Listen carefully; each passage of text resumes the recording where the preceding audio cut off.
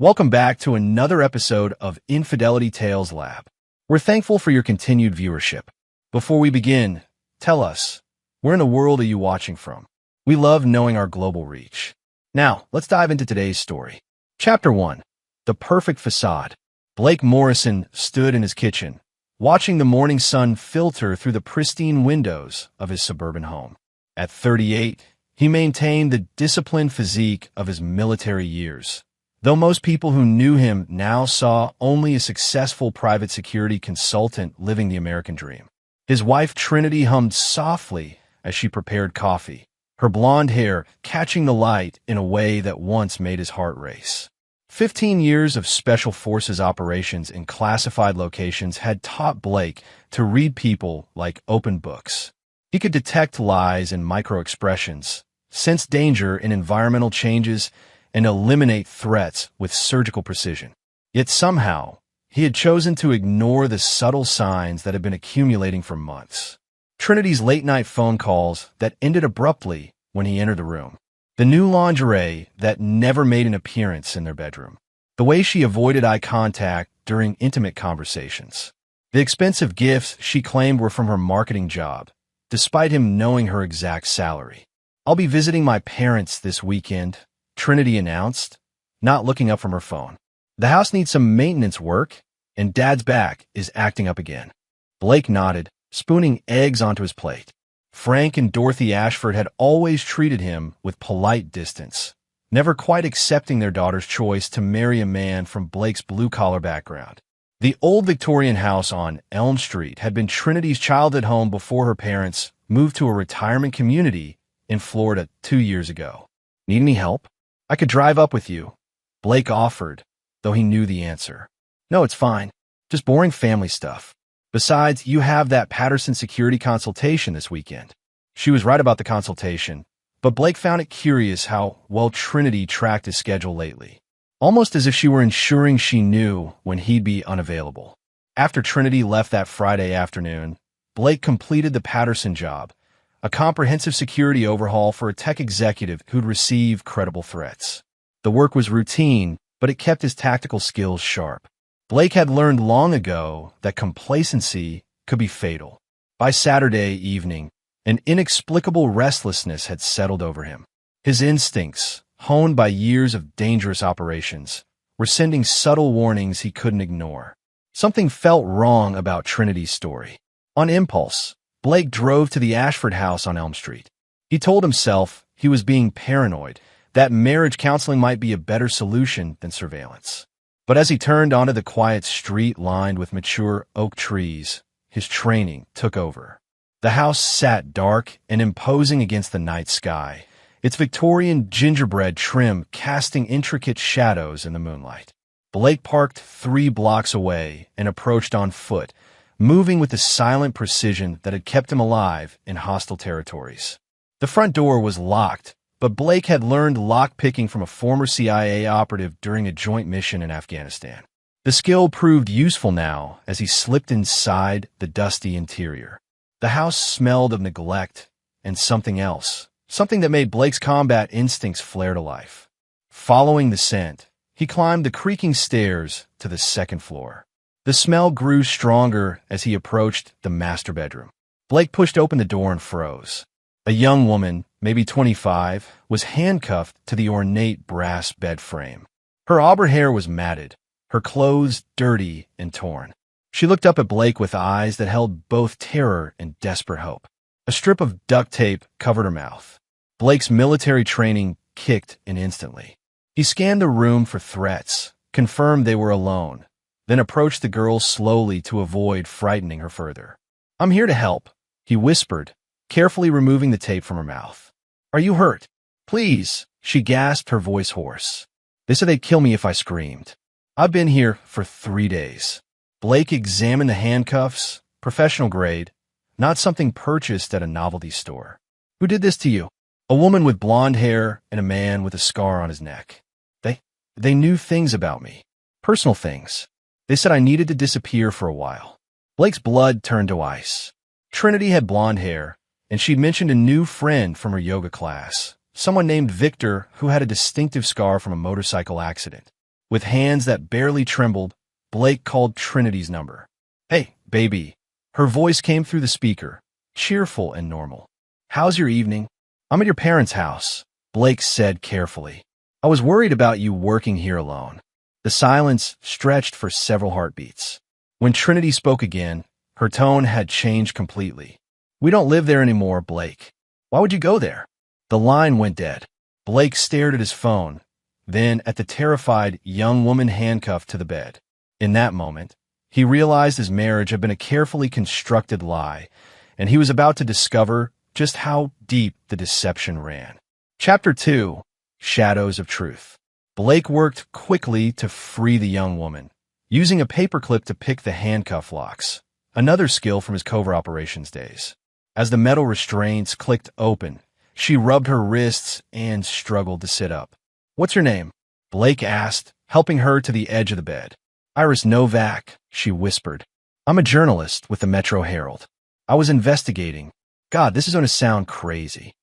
"Try me." Iris looked at Blake intently, as if measuring whether she could trust him. "I was investigating a human trafficking network operating through legitimate businesses. High-end escorts, forced labor, the works. The trail led me to a marketing firm downtown, Prestige Communications." Blake's stomach dropped. That was Trinity's company. 3 days ago, I was leaving the office after a meeting with a source when these two people approached me in the parking garage. The woman said she knew I'd been asking questions about her business. Before I could react, the man injected something into my neck. Blake helped Iris to her feet, noting she was steady despite her ordeal. "You said they knew personal things about you. Details only someone with access to police databases or government records would know. My social security number, my sister's address in Oregon, the fact that my parents died in a car accident when I was 16. Iris's voice strengthened as she spoke. "This isn't some random crime, Mr. Morrison." "Blake Morrison." He watched her reaction carefully. Iris's eyes widened. "Morrison? Are you married to Trinity Morrison from Prestige Communications?" "Yes." "Then you're in danger too. My investigation uncovered evidence that someone at Prestige has been using the company's client database to identify and target vulnerable women. Single mothers, recent immigrants, women with no family ties. They promise high-paying jobs, then force them into situations they can't escape." Blake's mind raced through the implications. Trinity's expensive gifts, her secretive phone calls, her precise knowledge of his schedule. How long has this been going on? At least 2 years, possibly longer. But here's the thing. The operation is too sophisticated for amateurs. Someone with serious resources and connections is running this. Blake helped Iris down the stairs, his military paranoia now in full operation mode. "We need to get you to safety and figure out our next move." "I can't go to the police," Iris said urgently. "Part of my investigation revealed that someone inside the police department is feeding information to the traffickers. That's how they stay ahead of any investigations." As they reached the front door, Blake's phone buzzed with a text message from Trinity. "Blake, I know you're confused. Meet me at Murphy's Diner on Highway 9 tomorrow at noon. I can explain everything." Blake showed the message to Iris. "She's trying to control the situation," she said immediately. "That's classic predator behavior. When confronted, they try to regain control through manipulation." "Murphy's Diner," Blake mused. "It's isolated, only one road in and out. Easy to monitor who's coming and going." "You're not actually going to meet her?" Blake's expression hardened, the soldier in him emerging. "Oh, I'm going, but not the way she expects." Blake drove Iris to a safe house he maintained, an unremarkable apartment downtown that he'd kept from his military days, unknown to Trinity or anyone else. It was stocked with cash, weapons, surveillance equipment, and everything needed to disappear or conduct operations. "This is where you'll stay until we sort this out," Blake told Iris as he activated the security system. "The building has facial recognition cameras, and I'll know if anyone approaches." Iris examined the apartment's sophisticated security setup. "You're not just a security consultant, are you?" "I used to solve problems for the government, the kind that don't exist in official records." Over the next several hours, Blake and Iris pieced together the scope of the operation. Using his contacts and private intelligence, Blake accessed records that painted a disturbing picture. Prestige Communications had client files on over 300 women who fit the trafficking profile. Cross-referencing with missing persons reports revealed that at least 20 of those women had disappeared over the past 2 years. Trinity's been using her legitimate job as cover, Blake realized. She identifies targets through the marketing consultations, then feeds their information to her partner. Victor Reyes, Iris said, pulling up a file on her laptop. I managed to photograph him before they grabbed me. Former military police, dishonorably discharged for assault. Since then, he's been connected to several criminal enterprises, but nothing that stuck in court. Blake studied Victor's photograph. The scar on his neck was prominent, and his eyes held the cold calculation Blake recognized in career criminals. Military police explains the professional handcuffs and injection technique. There's more, Iris said grimly. My source inside Prestige mentioned that Trinity and Victor have been planning something big. A final score before they disappear. Something involving a high-value target. Blake's phone buzzed again. Another text from Trinity. I love you, Blake. Whatever you think you know, you're wrong. Trust me one more time. This time, Blake responded, see you at noon tomorrow. But Blake Morrison was no longer the trusting husband. He was a hunter preparing to destroy his prey, and Trinity and Victor had no idea what kind of predator they had awakened. Chapter 3. The Trap Within the Trap. Blake spent the early morning hours conducting reconnaissance on Murphy's Diner. Located 15 miles outside the city on a rural highway, the diner sat in a valley surrounded by wooded hills. Perfect terrain for someone with Blake's training to observe and control. Using military-grade binoculars, Blake identified 3 vehicles positioned around the diner that didn't belong. A black sedan with tinted windows parked behind the building. A van with surveillance equipment barely visible through its rear windows, and a motorcycle hidden in the tree line. Victor's preferred mode of transportation based on Iris's intelligence. Trinity wasn't planning to explain anything. She was planning an ambush. Blake smiled grimly. They had underestimated him completely. By 11:30, Blake was positioned on a ridge overlooking the diner, wearing tactical gear and carrying enough firepower to handle a small army. Through his scope, he watched Trinity enter the diner and take a booth with clear sight lines to the entrance. She kept checking her phone nervously. At exactly noon, Blake's phone rang. Where are you? Trinity's voice was strained. I'm here waiting. I'm watching you, Blake replied calmly. Along with Victor in the sedan, 2 more men in the van, and someone on the motorcycle. Did you really think I wouldn't notice? The silence stretched for 10 seconds. Blake, you don't understand. I understand perfectly. You and Victor have been trafficking women for at least 2 years. You used your job to identify targets, and he handled the kidnapping and disposal. You kept me around as cover, the respectable husband who provided legitimacy. That's not. Iris Novak told me everything. Blake interrupted. She's safe, by the way. Your plan to silence her failed. Another long pause. When Trinity spoke again, her voice had changed completely, cold and calculating. You have no idea who you're dealing with, Blake. Victor has connections you can't imagine. People in law enforcement, in government. If you interfere with our business, you'll disappear just like the others. Interesting threat from someone who's about to find out what 15 years of Black Ops training actually means. Blake ended the call and began moving. His first target was the motorcycle in the tree line. The rider never saw Blake coming. One moment, he was monitoring radio chatter from a van. The next, he was unconscious from a precisely applied chokehold. Blake zip-tied the man's hands and feet, took his radio and weapons, then sabotaged the motorcycle's engine. The van was parked on a service road behind the diner. Blake approached from the vehicle's blind spot, using skills learned in urban warfare environments. Through the van's rear window, he could see 2 men monitoring electronic surveillance equipment. Blake attached a small explosive device to the van's fuel tank. Not enough to kill, but sufficient to disable the vehicle and create chaos. He set the timer for 3 minutes, then moved toward the sedan. Victor Reyes was exactly where Blake expected him to be, positioned behind the diner with a clear view of the front entrance. The former military police officer was well trained, but he was focused on watching for Blake to arrive, not on defending against an attack from behind. Blake's approach was silent and professional. He disabled Victor with a combat knife, placed precisely at the base of his skull, applying just enough pressure to penetrate skin without causing permanent damage. "Move, and I'll sever your spinal cord," Blake whispered. Victor froze completely. "Blake?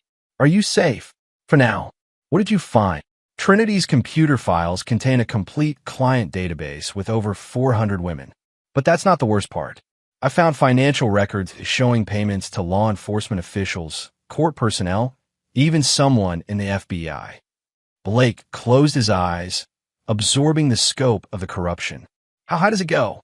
Deputy Director Charles Brennan has been receiving monthly payments of $50,000. "Blake, this network has protection at the federal level." Blake looked back at Trinity and Victor, who were watching him intently. "Then the official channels are compromised. We'll have to handle this differently." "What do you mean?" "I mean some problems require permanent solutions." Blake ended the call and returned to the booth. Trinity and Victor had been whispering urgently, but fell silent as he approached. "Good news," Blake announced. "My journalist friend has found evidence of your entire network, including your corrupt protectors. Bad news for you is that the corruption goes so high that normal legal channels can't be trusted."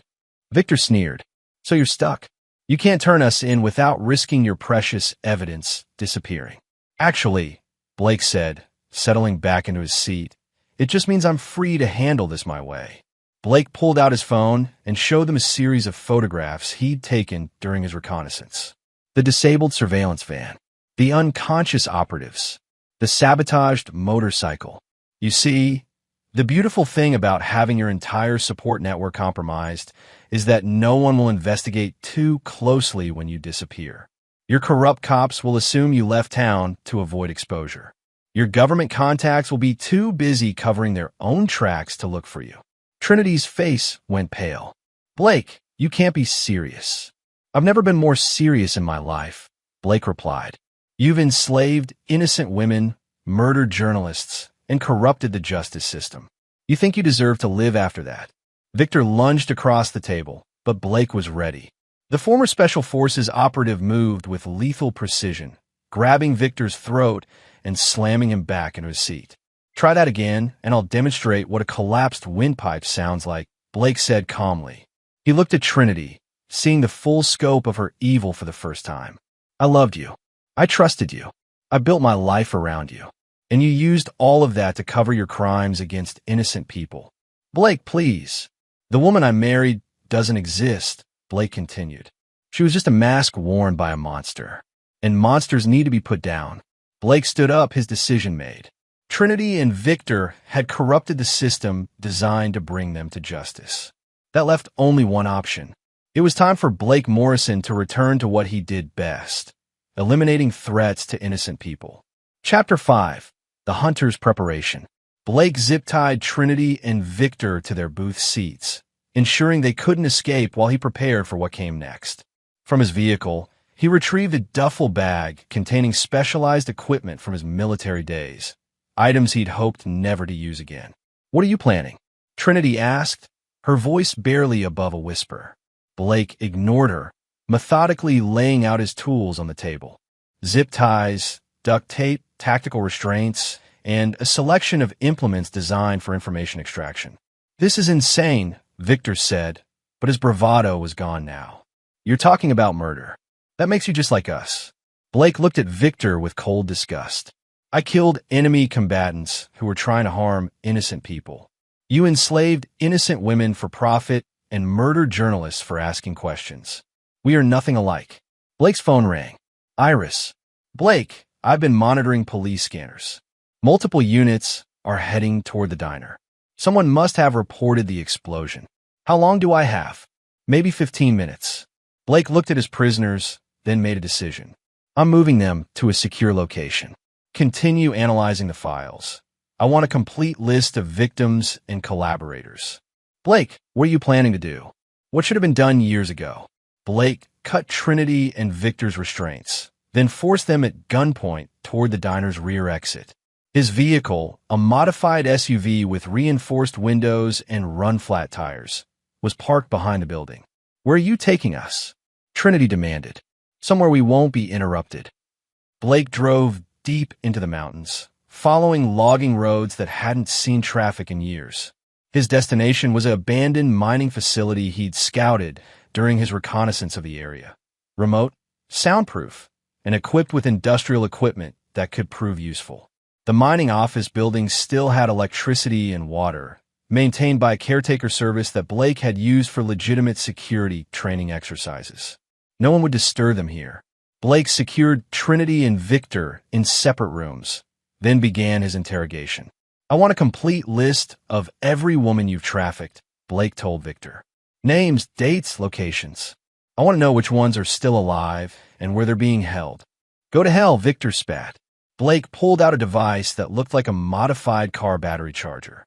"This is a field interrogation kit, military issue.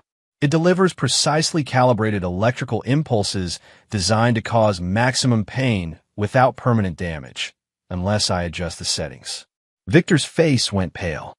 "I used this on Taliban commanders who were planning suicide attacks on civilian markets," Blake continued. "They always talked eventually. The question is how much pain you want to endure first." "You're bluffing. You're not a killer." Blake attached the electrodes to Victor's wrists. "I've killed 47 people in defense of innocent lives. Adding one more won't bother me." The first pulse made Victor scream and convulse against his restraints. "That was level 1, Blake said calmly. "There are 10 levels. Level 6 causes permanent nerve damage. Level 10 stops the heart." Wait. Victor gasped. "I'll tell you what you want to know." Over the next hour, Victor provided a complete breakdown of their operation. 17 women were currently being held in various locations around the city. Another 23 had been sold to clients in other states. The rest, Victor's voice broke as he admitted, had been murdered when they became too difficult to control. Blake recorded everything, his rage building with each revelation. "The clients," Blake said. "I want names and addresses." Victor hesitated, then provided a list that included politicians, business leaders, and law enforcement officials. The scope of the corruption was staggering. Blake moved to Trinity's room next. "Your turn," he said simply. Trinity tried a different approach: seduction, manipulation, appeals to their shared history. None of it worked. "You're not the woman I married," Blake told her. "That woman was a fiction created to provide cover for a monster. The monster is who you really are." When Trinity refused to cooperate, Blake applied the same techniques he'd used on Victor. She broke more quickly, providing financial records, client lists, and details about the corrupt officials who protected their operation. "The women who are still alive," Blake said. "Where are they being held?" "Good. Now we're going to have a conversation about your business model." Blake zip-tied Victor's hands behind his back and confiscated his weapons: 2 pistols, a knife, and a taser. Then he marched Victor toward the diner's rear entrance just as the van exploded in the distance. Trinity burst out of the diner at the sound of the explosion, her composure finally cracking. She stopped short when she saw Blake pushing Victor ahead of him at knife point. "Hello, Trinity," Blake said conversationally. "I think it's time we had that explanation you promised." Trinity's face cycled through fear, anger, and desperation before settling on defiance. "You can't prove anything. Whatever that journalist told you, it's her word against ours." "Actually, I can prove quite a lot." Blake produced a small recording device. "For instance, I can prove you just threatened to have me killed by Victor's government connections. I can prove you admitted to running a human trafficking operation. And I can prove you've been lying to me for years." "Blake, please." Trinity's voice took on a pleading tone. "We can work this out. The money we've made, there's enough to disappear together. Start over somewhere else." Blake studied his wife's face, seeing clearly for the first time the cold calculation behind her blue eyes. "You really think I'd become your accomplice? Help you traffic innocent women?" "You killed people in the military," Trinity shot back. "How is this different?" "I killed enemies who were trying to harm innocent people," Blake replied. "You enslaved innocent people for profit. If you can't see the difference, then you're even more lost than I thought." Victor struggled against his restraints. You have no idea what you're interfering with, Morrison. This operation has protection at levels you can't reach. Blake pressed the knife deeper, drawing a drop of blood. Keep talking. I'm recording everything. Blake, Trinity said desperately. I love you. I always have. This business, it was Victor's idea. He manipulated me, made me think we needed the money. Blake looked at his wife with disgust. Even now, you're lying. Iris's investigation shows you initiated contact with Victor, not the other way around. You recruited him because you needed someone with military skills to handle the physical aspects of the operation. Trinity's mask finally dropped completely. Fine. Yes, I started it. Yes, I used my job to find targets. And yes, I married you because a special forces husband provided perfect cover. But you know what, Blake? I don't regret any of it. Those women were weak. They allowed themselves to be victims. Blake stared at this stranger who wore his wife's face. And now you're going to face justice for what you've done to them. What justice? Trinity laughed bitterly. You think the police will believe you? Victor's right about our connections. By tomorrow, you'll be wanted for assault and kidnapping, and we'll be free. Blake smiled, a cold, predatory expression that made both Trinity and Victor take involuntary steps backward. Who said anything about involving the police? Chapter 4. The Network Revealed. Blake forced Trinity and Victor into the diner at knife point, herding them toward a back booth where they couldn't be seen from the road. The waitress, an elderly woman named Agnes, had fled when the van exploded, leaving the restaurant empty. Sit, Blake commanded, positioning himself where he could watch both the front door and his prisoners. We're going to discuss the full scope of your operation. Victor remained defiant despite the blood trickling down his neck. You're making a mistake, Morrison. People know we're here. When we don't check in. You mean like your 3 associates who are currently unconscious and zip-tied? Blake interrupted. I've already disabled your entire support team. Trinity's eyes darted between Blake and the front windows. You can't hold us here indefinitely. Someone will call the police. Let them come, Blake said calmly. I have recordings of both of you admitting to human trafficking, kidnapping, and conspiracy to commit murder, plus physical evidence from the house on Elm Street and Iris Novak's testimony. Blake leaned forward, his voice dropping to the tone he'd used when interrogating insurgents. But I'm more interested in the scope of your network. Iris mentioned you have protection in law enforcement and government. I want names. Victor laughed harshly. You think we'd give up our protection? You're stupider than I thought. Blake pulled out his combat knife and placed it on the table between them. The blade caught the fluorescent light, its edge honed to surgical sharpness. I've extracted information from Taliban commanders and Russian intelligence operatives, Blake said conversationally. Compared to them, you two are amateurs. Trinity's bravado cracked slightly. Blake, you wouldn't. Wouldn't what? Use the same techniques I use to protect American lives overseas? The difference is, you two are actually guilty of the crimes I'm investigating. Blake's phone buzzed with a text from Iris. Found something big in Trinity's files. Call me when safe. Your journalist friend is still digging, Blake told them. She's very thorough. I suspect she's already found evidence that will implicate your entire network. Victor's jaw tightened. Novak is a problem that needs to be eliminated. Interesting choice of words, Blake said, starting the recording app on his phone. Please elaborate on how you eliminate problems. We make them disappear, Victor said coldly. Permanently, just like we're going to do with you. Trinity shot Victor a warning look, but the damage was done. Blake nodded thoughtfully. So you admit to murder. How many women have you killed, Victor? Enough to perfect the technique. Blake, stop this, Trinity pleaded. Victor doesn't know what he's saying. He's in shock from the injury. Actually, he's being very helpful, Blake replied. Keep going, Victor. Tell me about your government connections. Victor seemed to realize he was being manipulated, but his anger overrode his caution. You want to know about connections? Fine. Detective Ray Hutchins with Metro PD has been feeding us information about investigations for 18 months. He gets 20% of our profits. Anyone else? Assistant District Attorney Maria Santos helps us identify which cases to worry about and which ones will disappear. She's been very useful. Trinity looked horrified. Victor, shut up. But Victor was beyond reason now, his military training warped by years of criminal activity. And your precious Iris Novak? She's not the first journalist who got too close. We dealt with two others, a reporter from Channel 7 and a freelancer who was investigating missing persons cases.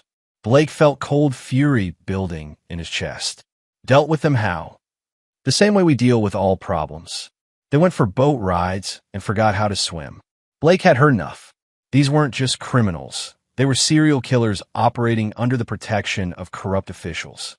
The justice system they had compromised couldn't be trusted to handle them properly. I need to make a phone call, Blake announced, standing up. Don't move. Blake walked to the front of the diner and called Iris. There's a warehouse on Industrial Boulevard, Trinity sobbed. And a house in Riverside. Blake, please, I can help you rescue them. I know where everything is. You're going to help me, Blake agreed. But not the way you think. Blake spent the evening reviewing the intelligence he gathered. 17 women held in 2 locations, guarded by at least 6 armed men. Multiple corrupt officials who would interfere with any official rescue attempt. And a client list that read like a who's who of the city's power structure. The scope of the problem was beyond what any individual could handle through legal channels. But Blake wasn't planning to use legal channels. He called Iris from a secure phone. I have intelligence on the entire operation, he told her. Locations, victim names, client lists, financial records. Everything needed to expose the network. That's incredible. We can take this to federal authorities. The corruption goes to the federal level, Blake interrupted. Deputy Director Brennan at the FBI has been taking payments. We can't trust official channels. Then what do? You're going to release everything to the media. Every major news outlet, every social media platform, every journalist in the country. Make it impossible to suppress or ignore. What about the women who are still being held? Blake looked through the window at Trinity and Victor, who were secured in the mining facilities holding cells. I'm going to rescue them. Tonight. Blake, you can't do this alone. It's too dangerous. I've conducted solo rescue operations in hostile territory before. This is what I'm trained for. Blake ended the call and began preparing for what would likely be the most important mission of his life. 17 innocent women were counting on him, whether they knew it or not. And Trinity and Victor were about to learn what happened to people who enslave the innocent. Chapter 6, The Reckoning begins. Blake stood over Trinity and Victor in their separate holding cells, both now restrained with military-grade restraints that left no possibility of escape. The mining facility's isolation was perfect. No one would hear what happened next. Before I rescue the women you've enslaved, Blake said calmly, you're going to experience exactly what you put them through. Trinity looked up at him with tears streaming down her face.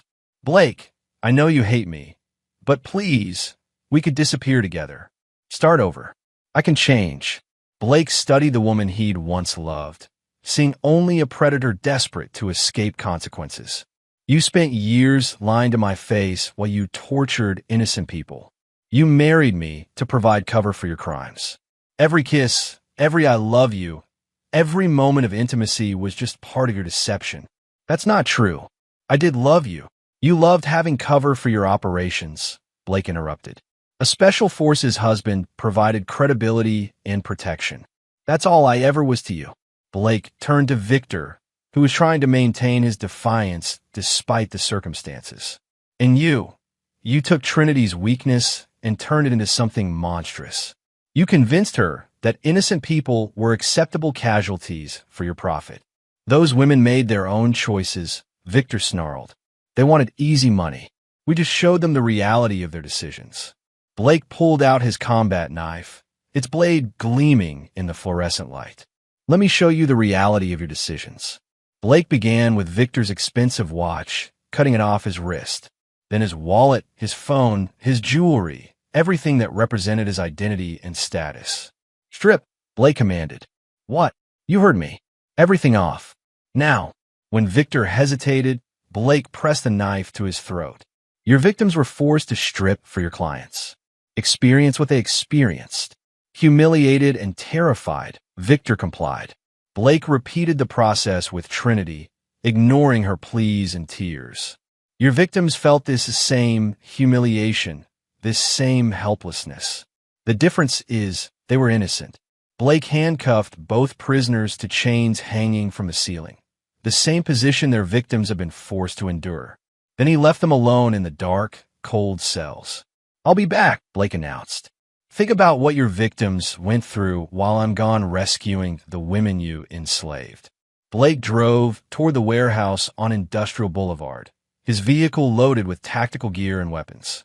Through Iris's intelligence network, he confirmed that 6 armed guards were holding 9 women in the converted warehouse. The building sat in an industrial area surrounded by empty lots and abandoned structures, perfect for Blake's purposes. Using night vision equipment, he conducted a thorough reconnaissance of the facility. 2 guards patrolled the perimeter. 2 more were stationed inside the main warehouse area. Another 2 monitored the office areas where the women were likely being held. Blake began his assault at midnight. The first perimeter guard never saw Blake coming. A sleeper hold rendered him unconscious in seconds. Blake zip-tied him and moved to the second guard, who was eliminated with equal efficiency. Entry into the warehouse required more finesse. Blake used lock-picking skills to access a side door, then moved through the building with the silent precision of a professional operator. The 2 interior guards were positioned near a bank of security monitors. Blake approached from her blind spot and neutralized both simultaneously, one with a chokehold, the other with a pressure point technique that caused instant unconsciousness. Blake found the women in a series of converted office spaces that had been turned into makeshift cells. They were in various states of physical and psychological trauma, some barely conscious from drugs, others huddled in corners terrified to move. "I'm here to rescue you," Blake announced softly. "My name is Blake Morrison. I'm going to get you out of here." The rescue operation took 30 minutes.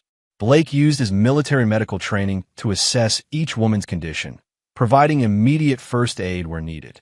He called for ambulances and trauma counselors, ensuring each victim would receive appropriate care. As sirens approached the warehouse, Blake disappeared into the night. He had one more location to hit before dawn. The house in Riverside presented different challenges. It was located in a residential neighborhood where stealth was more critical than firepower. Blake's approach had to be surgical. Using surveillance equipment, he confirmed that 8 women were being held in the basement level of an apparently normal suburban home. Guards provided security, and neighbors were close enough to hear gunfire. Blake's solution was elegant and brutal. He cut the power to the entire block, then used the confusion to enter the house through a second-story window. Moving through the darkened building like a ghost, he systematically eliminated each guard using silent techniques. The women in the basement were in worse condition than those at the warehouse.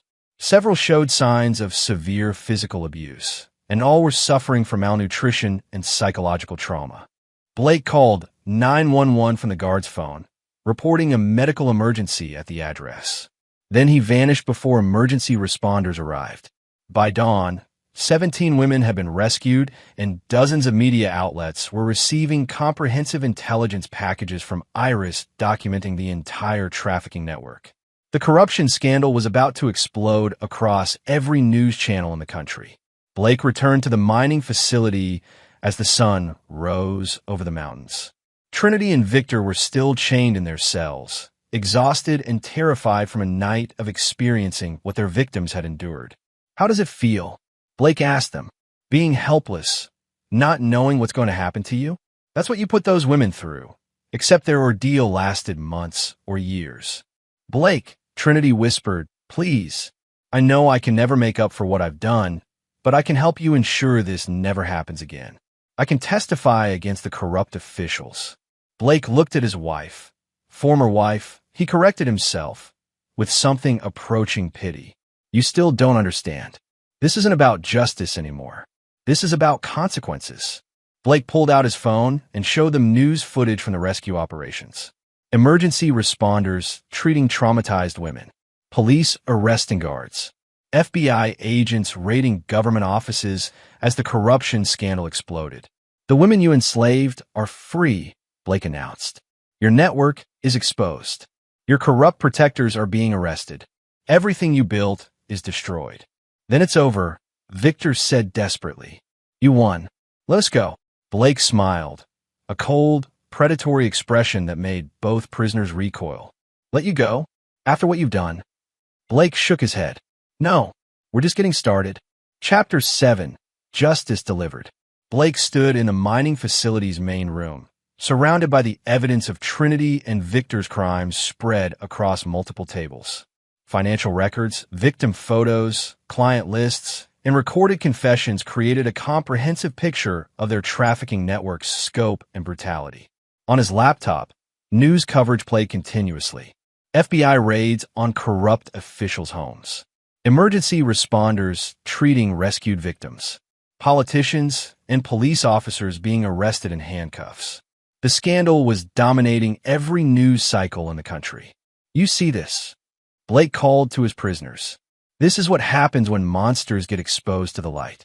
Trinity and Victor, still chained in their cells, looked haggard after their night of experiencing helplessness. But Blake wasn't finished with them yet. I've been thinking about appropriate consequences for your crimes, Blake announced, walking between their cells. The justice system you corrupted can't be trusted to handle this properly. Too many of your collaborators are still in positions of power. Blake pulled out a tablet showing surveillance footage he'd recorded during the rescue operations. 17 women freed from your operation. But according to your confessions, you murdered at least 34 others over the past 2 years. Blake, please, Trinity begged. I can help you find the bodies. Give their families closure. Isn't that worth something? It might be, Blake agreed, if I believed you were capable of genuine remorse. But you're not. You're just trying to manipulate me one more time. Blake activated a wall-mounted television screen. On it, interviews with the rescued women played silently, their faces blurred to protect their identities, but their words devastating in their impact. These women are telling their stories, Blake said, about how you lured them with false job offers, how you drugged them, chained them, forced them to service your clients, how you murdered the ones who tried to escape. Victor tried to maintain his defiance. You can't prove the murders. You have no physical evidence. Blake pulled out a recorder and played Victor's voice from the previous day, the same way we deal with all problems. They went for boat rides and forgot how to swim. Actually, I have very detailed confessions from both of you. Admissions to murder, trafficking, corruption, everything needed to ensure you never hurt anyone again. Blake's phone buzzed with a text from Iris. All evidence packages delivered to media. Story breaking on every major network. Federal task force being assembled to investigate corruption. You did it, Blake. Blake showed the message to his prisoners. My journalist friend has ensured your crimes will be front-page news for months. Every detail of your operation, every victim's story, every corrupt official you bribed, all of it public knowledge. Then why are you keeping us here? Trinity demanded. Turn us over to the FBI. Let the system handle us. Blake laughed bitterly. The system? The same system where Deputy Director Brennan was taking $50,000 a month from your operation? The system where Detective Hutchins fed you information about investigations? The system where ADA Santos made your criminal cases disappear? Blake walked to a wall display showing organizational charts of their network's corruption. Even with the evidence I've provided, how many of these officials will actually face meaningful consequences? How many will make deals, claim ignorance, or simply resign quietly? That's not our fault, Victor protested. It's exactly your fault, Blake replied coldly. You created this network of corruption specifically to protect yourselves from consequences. You made justice impossible through legal channels. Blake pulled out a set of photographs, crime scene images he'd obtained through his intelligence contacts. These are the burial sites where you disposed of your murder victims. Remote locations where you thought they'd never be found. Trinity's face went white. How did you?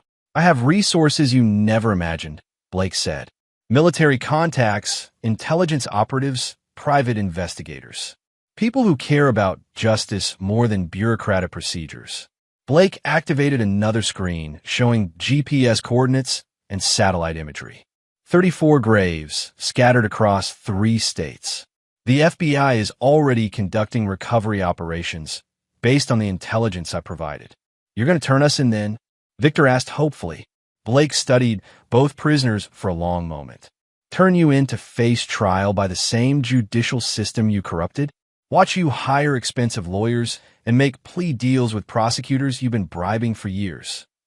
Blake pulled out a military field manual and opened it to a chapter on field justice.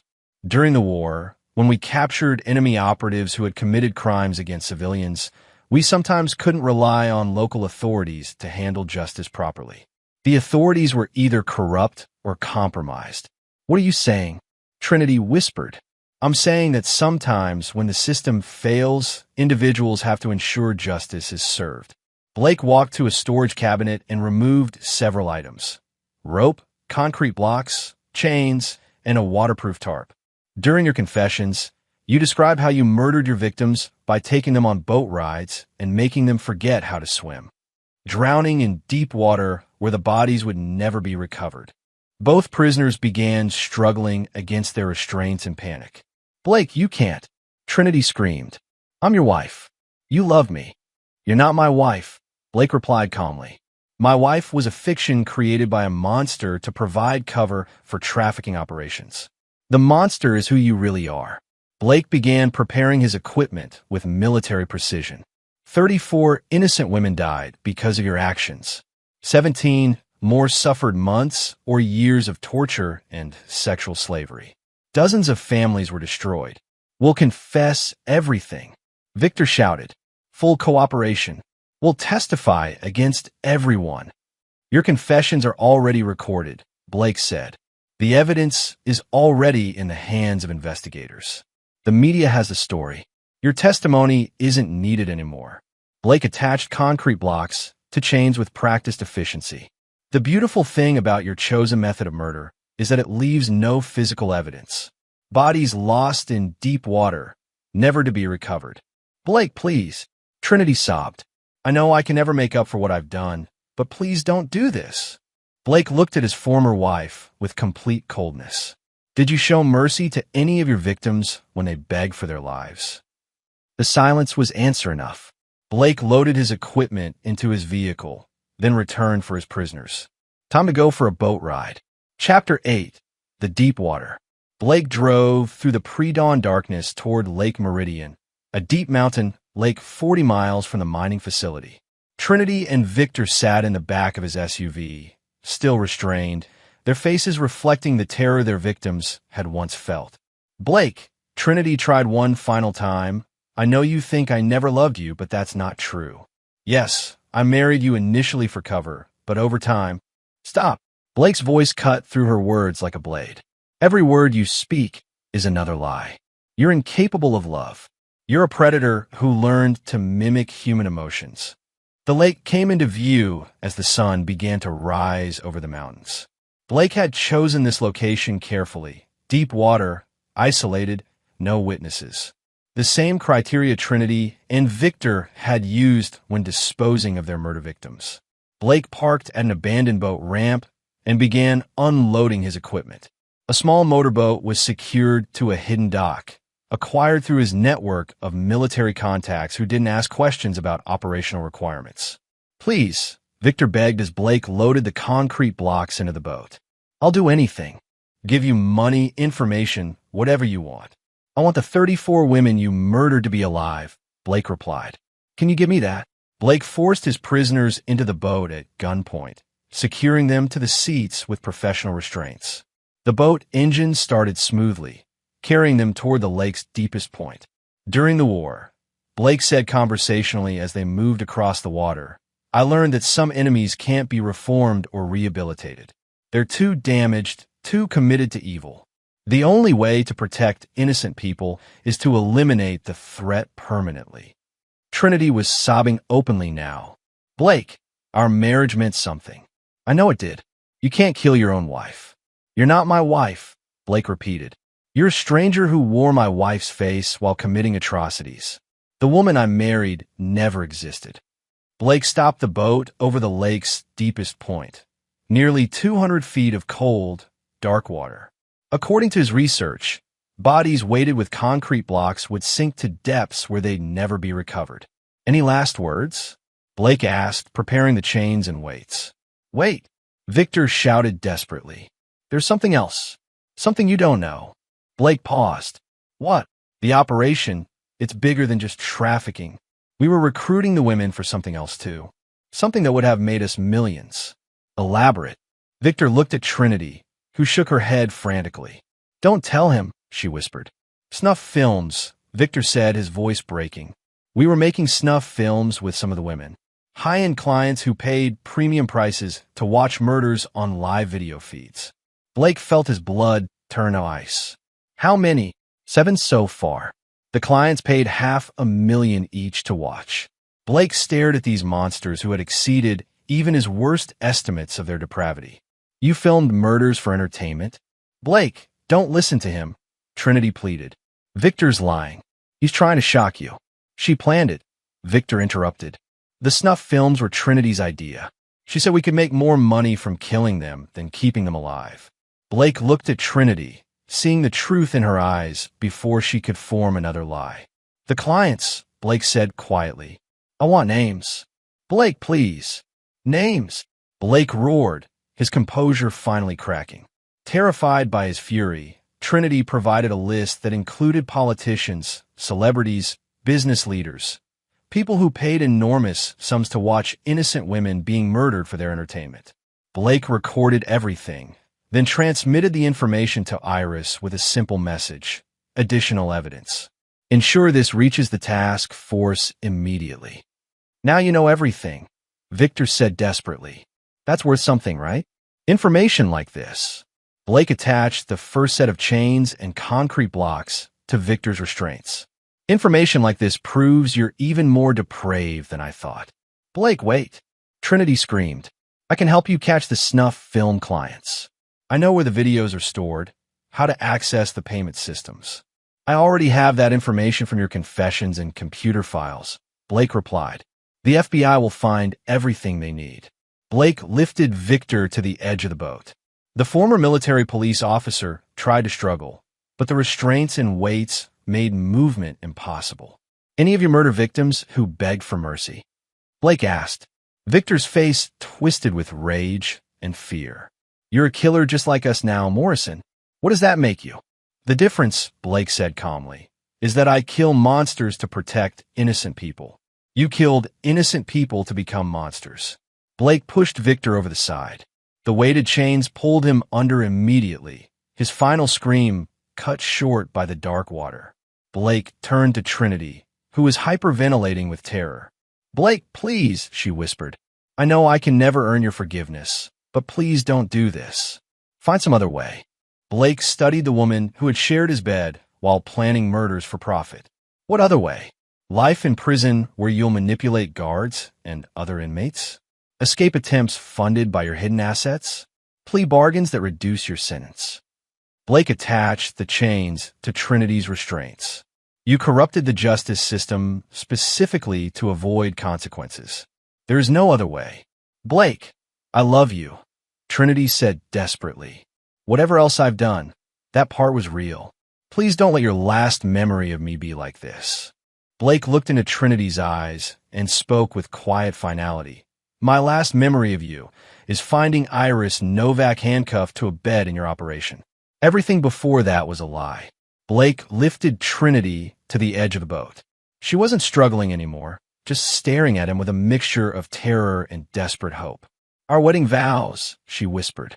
Till death do us part. You promised. Death has already parted us, Blake replied. You died the moment you chose to become a monster. Blake pushed his former wife into the dark water and watched her disappear beneath the surface. The lake returned to stillness, its depths now holding the final remains of a trafficking network that had destroyed dozens of lives. Blake sat in the boat for several minutes, feeling something settle inside him. Not satisfaction, but a sense of completion. Justice had been served. The innocent were protected. The monsters were gone. Blake started the boat engine and headed back to shore. He had cleanup work to finish and a new life to begin. Chapter 9, New Beginnings. 3 months later, Blake Morrison sat in a coffee shop in Portland, Oregon, reading news coverage of the Federal Task Force's final report on the trafficking network. The investigation had uncovered evidence of corruption that reached the highest levels of government, resulting in dozens of arrests and resignations. Deputy Director Charles Brennan faced life in prison for racketeering and conspiracy. Detective Ray Hutchins had been found dead in his jail cell, an apparent suicide. ADA Maria Santos had fled the country and was wanted on international warrants. The snuff film network had been completely exposed, with clients facing charges ranging from conspiracy to commit murder to financing criminal enterprises. Several high-profile politicians and business leaders had been arrested in coordinated raids. Blake's phone buzzed with a text from Iris Novak, meeting with documentary producers today. They want to tell the complete story of how the network was exposed and the victims were rescued. You sure you don't want to participate? Blake typed back, "The victim stories are what matter. Keep me anonymous." Blake had disappeared from his old life completely. Officially, Blake Morrison had died in a boating accident on Lake Meridian, the same accident that killed Trinity Morrison and Victor Reyes when their boat was found capsized with no survivors. In reality, Blake had used skills learned during his Special Forces years to create a new identity. Thomas Blake was a security consultant based in Portland, with impeccable references and a background that would withstand careful scrutiny. The insurance money from Trinity's death had been donated anonymously to organizations that helped trafficking victims. Blake had no interest in profiting from her crimes. Blake's new apartment was spartanly furnished but comfortable. He'd returned to the simple life he'd known before marriage, finding peace in routine and solitude. The nightmares had stopped after the first month. His phone rang. A potential client needing security consultation for her small business. Blake Security Solutions, this is Tom. Mr. Blake? My name is Sarah Chun. I run a women's shelter downtown, and we've been having some security issues. Break-ins, threatening phone calls. Could you help us? Blake smiled. I'd be happy to help. Where would you like to meet? Blake spent the afternoon at the shelter, assessing security needs and meeting with staff. The women staying there reminded him of the trafficking victims he'd rescued, survivors working to rebuild their lives after experiencing unspeakable trauma. We don't have much budget for security upgrades, Sarah explained apologetically. Don't worry about the cost, Blake replied. Consider this pro bono work. Blake installed a comprehensive security system over the following week, including cameras, alarms, and panic buttons. He also trained the staff in basic security protocols and provided his personal contact information for emergencies.